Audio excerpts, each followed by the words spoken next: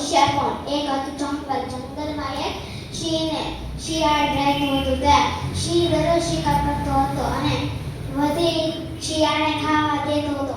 પછી શિયાળ કે હાશ લો, આપણે જેટલું વધે એટલું ખાવામાં જાજુ આવે. સિંહ રાજા તો ઓછું ખાય. ત્યાર પછી થોડા દી થયા હતા. સિંહ તો ગઢો થઈ ગયો. પછી એને શિયાળને કીધું, હે શિયાળિયા, હવે તો તું શિકાર કરવાનો તો વિચાર કર. પછી શિયાળે જોયું તો આગેથી સસલું દોડતું હતું, આવતું હતું વાંકો. પછી કીધું, સિંહ રાજા, જો આમ એક સસલું વાયું આવે છે, તે આપણે એને શિકાર કરવા આપણને ખાવા મળશે. સિંહ રાજા કહે, કેમ આપણે એને શિકાર કરીએ?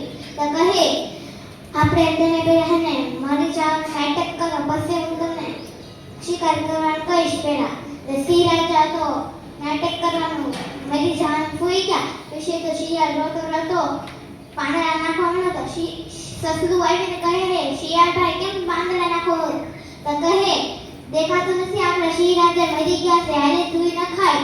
તો કહે, જો સિંહ રાજા મરી ગયા હોય ને તો પૂંછડી હલતી હોય. તો બધું સિંહ સાંભળતો હતો. તો એને પૂંછડી હલાવી.